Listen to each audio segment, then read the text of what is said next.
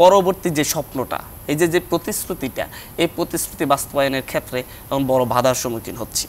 এই ক্ষেত্রে স্পষ্টতর বলতে চাচ্ছি হচ্ছে একটা অন্তর্বর্তীকালীন সরকার আছে, সেই সরকার হচ্ছে সংস্কার করবে, কিন্তু 1 মাস না যেতে সেই সরকারকে নির্বাচনের জন্য চাপ দেওয়া শুরু হয়েছে।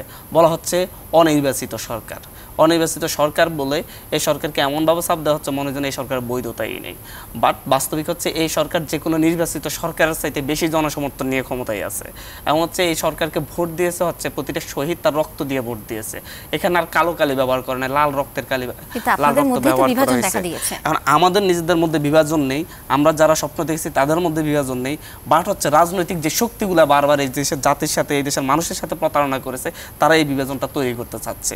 তারা হচ্ছে সাংবিধানিক সংকটের কথা বলে ফ্যাসিবাদী আওয়ামী সংবিধান, সেই শেখ হাসিনার কাটাছেঁটা করা সংবিধান বাতিলের ক্ষেত্রে অন্তরায় হয়ে দাঁড়াচ্ছে।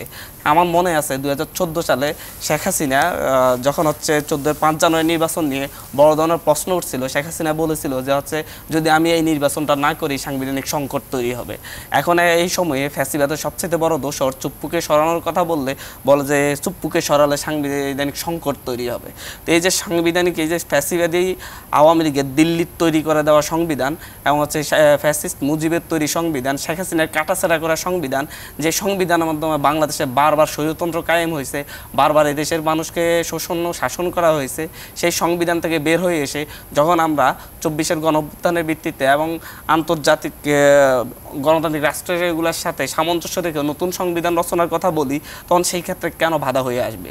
এই সংবিধানটা তো এই সংবিধান যদি ঠিকভাবে 1972 সালে রচিত সংবিধান রচনা করার পক্ষে আপনাদের মত?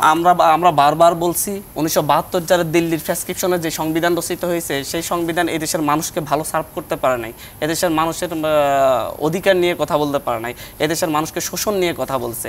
এবং প্রধানমন্ত্রী বা রাষ্ট্রপতিকে, যখন রাষ্ট্রপতি শাসিত সরকার ছিল তখন রাষ্ট্রপতিকে, যখন প্রধানমন্ত্রী শাসিত সরকার ছিল তখন প্রধানমন্ত্রীকে এমন ক্ষমতা দেওয়া হয়েছে যেন সে যদি রাতকে দিন বলে দিন, দিনকে রাত বললে রাত।